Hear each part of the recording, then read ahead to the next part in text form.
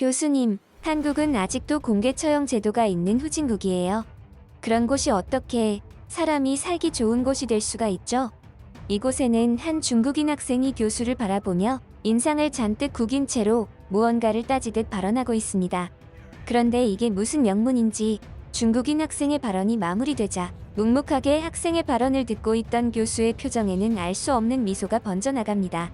이러한 교수는 갑자기 어떠한 영상을 보여주는데 해당 영상을 시청한 학생들은 그야말로 경악을 금치 못하겠다는 반응을 보였고, 교수에게 따지듯 발언하던 중국인 학생은 두려움과 공포심이 그득한 표정을 지으며 온몸까지 바들바들 떨면서 오열했다고 하는데요.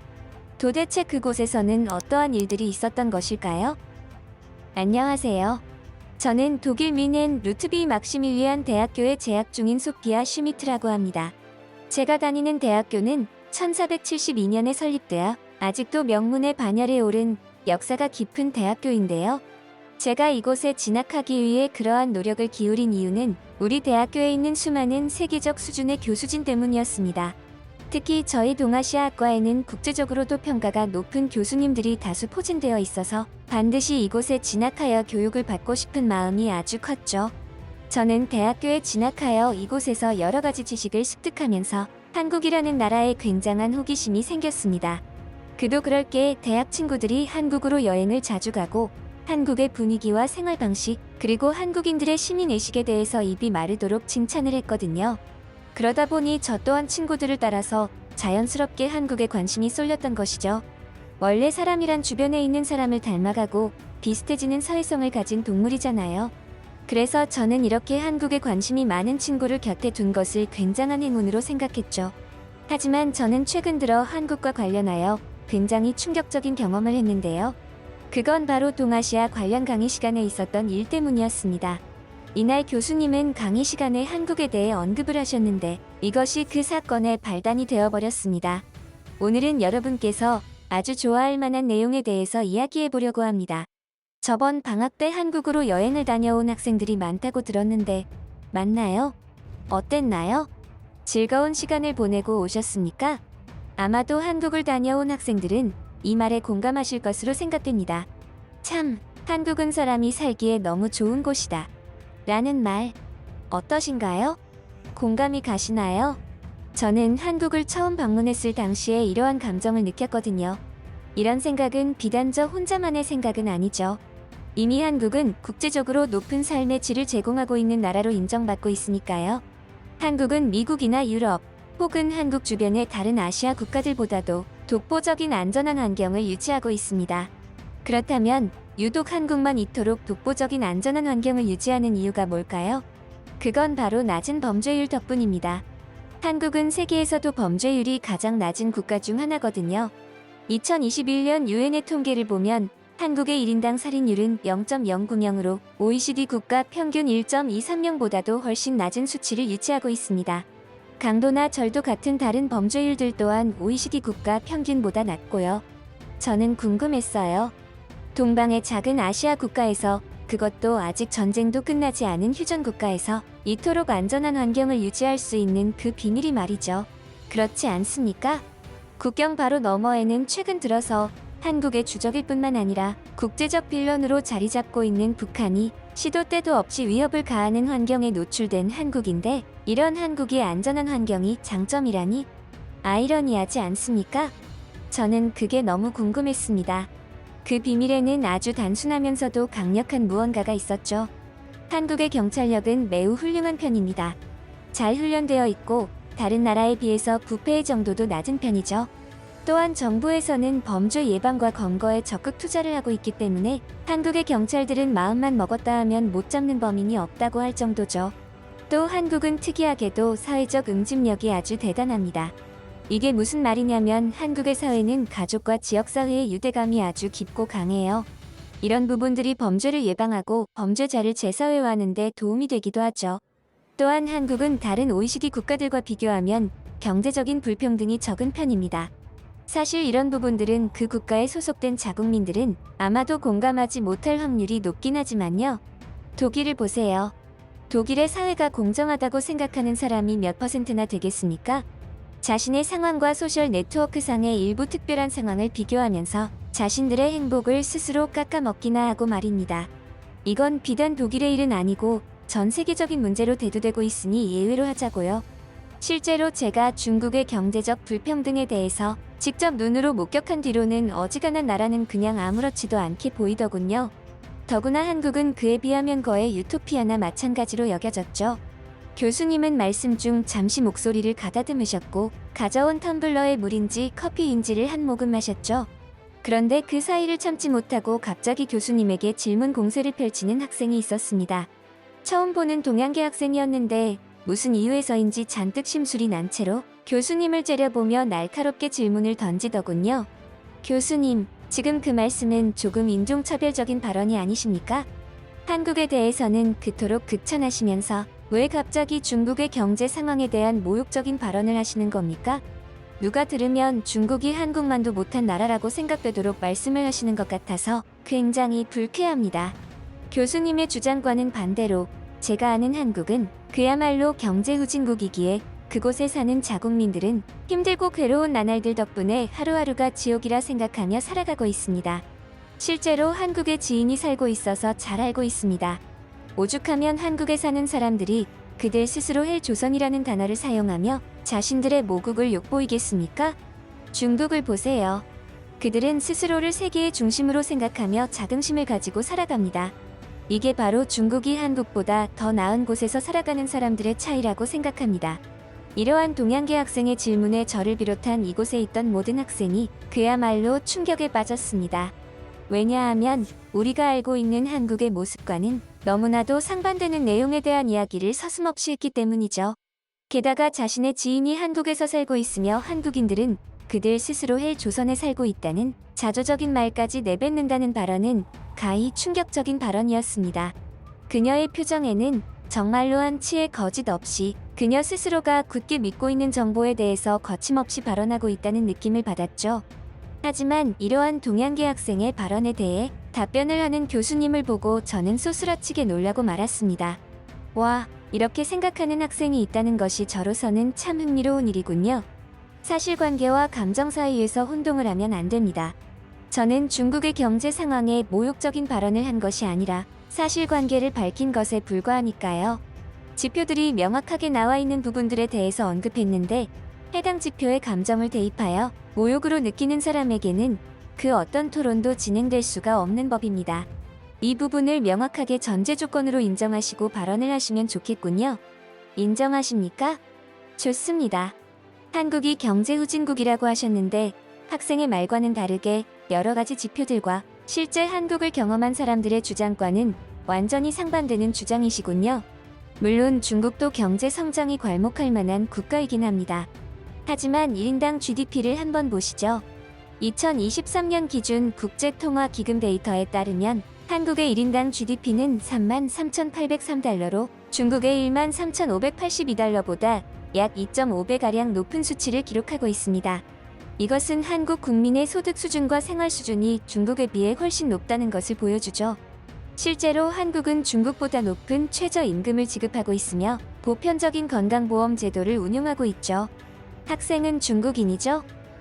그렇다면 중국인들이 한국을 방문하는 목적 중에서 병원을 이용하기 위함이라는 목적에 대해서 잘 아시지 않습니까?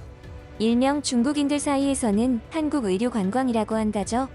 그렇게 사람 살기 좋은 중국에서 왜 굳이 한국까지 가서 의료 관광을 가는 걸까요? 현실을 직시하자 이 말입니다. 중국인들은 자국의 의료 시스템에 대해서 몹시 불만족스러워하고 있습니다. 그들은 고품질 의료 서비스에 대한 갈망이 있고 그러한 욕망이 한국 의료 관광으로 이어지는 것이죠. 왜? 한국은 아시아에서는 돋보이는 원탑의 의료 체제를 가지고 있고 세계적으로 보아도 전혀 뒤처지지 않는 수준 높은 의술이 있으니까요. 제가 과거에 중국에 여행을 갔던 적이 있습니다. 그런데 여행 중 미약하지만 오래된 쇠에 긁혀서 화상풍의 위험이 있는지라 병원을 방문했던 적이 있었죠. 그런데 제가 그 사소한 치료를 위해 중국 병원에서 얼마나 기다려야 했는지 아십니까? 결국 비상소독약으로 소독만 하고 말아야 했습니다. 저는 약소하게 다친 경우였지만 심각한 질병을 치료해야 하는 사람들은 병원에서 치료를 받기 위해 몇 달에서 많게는 몇 년 동안 기다려야 하는 경우가 허다합니다. 반면 한국은 비교적 짧은 대기 시간으로 양질의 의료 서비스를 제공받을 수 있으니 어느 정도 자금적인 여유가 있는 사람들은 한국의 병원을 찾는 것이죠. 게다가 그들이 한국의 병원을 찾는 이유 중 하나로 비용에 대한 부담을 덜기 위한 것도 있습니다. 아주 얌체 같은 짓이죠. 외국인의 입장인 중국인이 한국에서 건강보험의 혜택을 누리는 일명 건강보험 먹튀짓을 하는 자들도 아주 많습니다. 제가 조사해본 바에 따르면 어떤 중국인은 한국에서 일하는 사위의 피부양자로 등록한 뒤 건강보험공단 부담금만 9천만 원에 달하는 간질환 치료를 받고 본국으로 다시 돌아간 사례도 있더군요. 그뿐입니까? 또 어떤 중국인은 이와 같은 피부양자 혜택을 이용해서 1,300만 원에 달하는 뇌경색증 치료를 받은 뒤 출국을 하는 등 이와 같은 먹튀 사례들도 아주 많았죠. 하지만 최근에는 이와 같은 제도의 허점을 파악한 정부에서 제도 개선을 통해 앞으로는 중국인들의 건강보험 먹튀를 조금은 절감할 수 있다고 하더군요. 이상하지 않습니까? 이처럼 의료 체계조차 너무나도 상반된 중국과 한국인데 어떻게 중국이 더 사람이 살기에 좋은 나라라고 하는 것인가요? 스스로 생각해 보았을 때 뭔가 앞뒤가 맞지 않는다는 생각은 들지 않나요? 그리고 한국인들이 자신들의 모국을 헬조선이라 지칭하며 자조적인 발언까지 한다고 했는데 이 부분에서도 사실관계를 조금만 더 짚고 넘어가 봅시다. 실제로 일부 한국인들 사이에서 그런 부정적인 농담 섞인 발언들이 유행했던 적이 있습니다. 하지만 이와 같은 헬조선 발언은 주로 어디에서 나타납니까? 온라인상에서 자주 나타납니다. 과거에는 이처럼 한국을 헬조선이라 칭하며 범죄를 예고했던 사람을 추적하여 잡아낸 적이 있었는데 그 사람은 한국인이 아니라 조선족이었죠. 물론 이 사건 하나만으로 헬조선이라는 발언을 하는 사람들은 모두 조선족이거나 중국인이다 라고 몰아갈 수는 없습니다. 하지만 그들 중에서 상당수는 조선족 혹은 중국인일 확률이 높다는 합리적인 의심은 해볼 수 있는 것이죠. 지표가 그렇게 나타나고 있으니까요. 여기에서 저는 한 가지 궁금한 점이 생기더군요. 도대체 왜 그들은 그토록 싫어하는 감정을 숨기지 못할 정도로 부정적인 감정을 가진 한국이란 나라에 꾸역꾸역 기어들어가서 살아가는 것일까? 하고 말입니다. 왜 그런 걸까요? 답은 하나뿐입니다. 중국보다 살기가 좋기 때문이죠. 이처럼 온갖 분야에서 중국보다는 한국이 우월하게 사람이 살기 좋은 나라라는 지표들이 나타나는데도 불구하고 현실을 부정하면 되겠습니까? 여러분 생각은 어떤가요? 이와 같은 교수님의 발언은 한치의 막힘이 없었고 너무나도 시원시원해서 제 속이 다 후련해지는 기분이 들었죠. 솔직히 말해서 처음에는 제가 모르는 한국의 부정적이고 어두운 부분들이 있었던 걸까? 내가 한국을 너무 좋게만 보았었나? 하는 생각도 들었던 것이 사실입니다. 하지만 명확한 지표들을 제시하며 해당 중국 학생의 반박을 다시금 재반박을 가하는 교수님의 발언에 조금은 안심할 수 있었죠. 그러한 저의 심정과는 다르게 반박을 가했던 학생의 표정은 심상치가 않았습니다. 안색이 시체처럼 창백해진 것이 사지에 몰린 쥐 같았죠. 그러한 그녀의 입은 다소 떨림을 머금은 채로 마지막 생명의 에너지를 쏟아붓듯 자신없이 벌어졌습니다. 그러니까 제 말은 한국은 인권 문제가 정말로 심각한 나라잖아요. 심지어 한국은 아직도 공개 처형 제도가 있는 후진국이라니까요. 이건 한국에 거주하는 지인에게 들은 실제 정보라고요. 이 얼마나 잔인한 짓인가요? 그런 곳이 어떻게 사람이 살기 좋은 곳이 될 수가 있죠? 이러한 중국 학생의 주장에 강의실 장내는 거의 시장 바닥에 그것과 비슷한 수준의 소음이 발생했습니다. 한국에서 심각한 인권 문제가 발생했다는 것은 아주 옛날, 그러니까 한국이 개발도상국의 지위를 유지할 때에 손에 꼽을 만한 사건들은 알고 있었는데 그럼에도 불구하고 공개 처형을 했다는 소리는 처음 듣는 이야기여서 한동안 혼란스러웠죠. 뭐야, 한국에 내가 모르는 그런 인권 침해 사건들이 있었던 거야? 공개 처형이라니 너무 야만적인데? 저는 그러한 생각이 들었지만 이내 교수님이 하신 말씀을 들으며 그야말로 경악을 금치 못했죠. 맙소사. 도대체 학생은 어디에서 무슨 이야기를 듣고 다니는 거죠? 정말 안타깝고 화가 나는 상황이군요. 그러한 인권 침해 사건들은 한국이 아니라 중국에서 나타나고 있습니다. 중국은 아주 오래전부터 인권과 관련한 다양한 문제들을 겪어왔습니다. 1949년 중화인민공화국 수립 이후 토지개혁 과정에서 수십만 명의 지주와 분홍들이 억압을 당하고 학살당했습니다. 정말 끔찍한 사건으로 역사적 자료들이 남아있죠. 그뿐입니까? 1958년부터 61년까지 진행된 대학 진동은 극심한 기근과 농업 생산 감소를 초래하는 바람에 수천만 명의 사람들이 사망하는 참상을 초래했습니다. 이러한 크고 작은 사건들이 현대에 들어서도 중국에서는 문제가 대두되고 있어요. 중국 정부는 1990년대 이후에도 티베트를 자국 영토로 편입한 이후 티베트인들의 문화와 종교를 탄압하고 있으며 그들의 자치권 요구를 강력하게 억압하고 있습니다. 또 신장 위구르 자치구에 거주하는 위구르족은 문화적 동화 정책, 경제적 차별, 종교 탄압 등을 겪고 있는데 최근에는 수십만 명의 위구르족들이 강제 수용소에 수용되어 있다는 주장이 제기되기까지 했죠. 그 외에도 중국에 반환된 홍콩은 일국두제 체제하에 자치권을 누려왔지만 최근 몇 년 동안 중국 정부의 영향력이 강화되면서 언론, 표현, 집회의 자유 등이 침해받고 있다는 우려가 제기되기도 했습니다. 정말 유감이지만 이것이 전부가 아닙니다. 중국 정부는 언론과 표현을 엄격하게 통제하고 있는데 이를테면 정부를 비판하는 언론인과 시민이 탄압을 받는 경우가 아주 많습니다. 실제로 자신의 소셜 네트워크 계정으로 중국 정부를 비판했다가 실종되는 사람들이 많았고 나중에서야 알려졌지만 오랜 시간 감옥에 갇혀 있다가 풀려난 사람들도 많았습니다. 현대에 와서는 인터넷이 발달해서 그런지 인터넷 검열도 엄청나게 심각한데요. 중국은 세계에서 가장 강력한 인터넷 검열 시스템을 운영하고 있고 시민이 자유롭게 정보에 접근하는 것 자체를 제한하고 있습니다. 감히 말씀드리는데 지금 이곳 독일에 있는 중국인들은 축복받은 자들입니다. 무슨 뜻인지 아시겠나요? 중국은 심지어 공산주의 이념에 기반을 두어 무신론을 국가 이념으로 삼고 있는데 이 때문에 기독교나 불교 등의 다양한 종교 단체들을 탄압하고 있습니다. 종교까지 탄압받고 있다는 뜻이죠. 노동권은 무사할까요? 아쉽게도 그렇지 않죠. 중국은 저임금과 열악한 노동 환경으로 악령이 자자합니다. 노동자들의 결사권과 단체 교섭권은 제한적이며 안전사고와 산업질환이 빈번하게 발생하죠. 아까 질문한 학생의 지인이 한국에 있다고 했나요? 그 사람은 그토록 한국의 부정적인 부분만을 이야기하면서도 왜 그렇게 구질구질하게 한국에서 계속 살아가고 있는지 물어본 적이 있습니까? 그리고 한국의 공개 처형 제도가 아직 존재한다는 말은 도대체 어디에서 들은 내용이죠? 누가 그런 미친 소리를 했는지 잡아다가 혼꾸녕을 내줘야겠어요. 공개 처형 제도는 오히려 중국에서 성행하던 제도가 아니냐 이 말입니다. 한국에는 애초에 그런 제도가 있었던 적이 없습니다.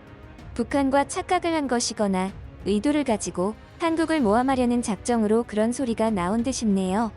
한국은 심지어 사형 제도도 형식상 존재만 하는 것이지 시행은 하지 않고 있는 나라입니다. 사실상 없는 것이나 마찬가지죠. 반면 중국은 공개 처형 제도가 아주 뿌리 깊은 역사를 지니고 있습니다. 그들의 오랜 역사적 기록을 보면 공개 처형을 형벌 집행의 한 방법으로 사용해 왔다는 것을 알 수 있죠. 자, 아직도 학생이 알고 있는 한국에 대한 정보들이 잘못된 정보들이라는 것을 인지하지 못하겠나요? 학생이 말하는 내용은 전부 학생의 모국인 중국에서 일어나고 있고 일어났던 일들이 대부분입니다.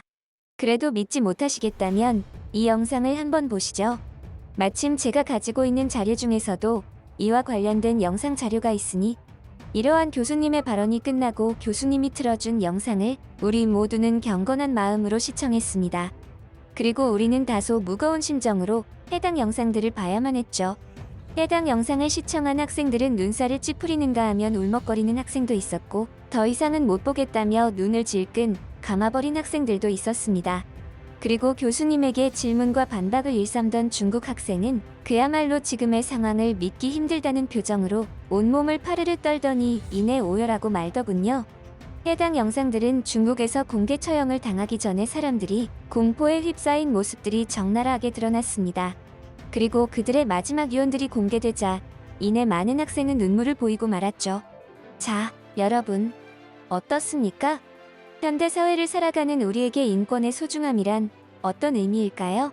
한국이 사람이 살기에 굉장히 좋은 조건들을 갖추고 있다는 것을 설명해 드리다가 어쩌다 보니 여기까지 오게 되었군요. 오늘 여러분도 분명히 인지하셨으면 좋겠습니다. 한국은 명실상부 선진국이자 훌륭한 인프라를 갖추고 있어 사람들이 안전하게 행복을 느끼며 살아가기에 아주 좋은 곳이라는 것을 말이죠. 우리 모두는 그날 교수님의 강의에서 많은 것을 생각해 볼 수 있는 시간이 되었습니다. 그리고 우리가 자연스럽고 당연하다고 여기며 살아가는 우리의 인권에 대해서 다시금 깊은 성찰과 고찰을 할 기회를 제공해주는 소중한 시간이었습니다.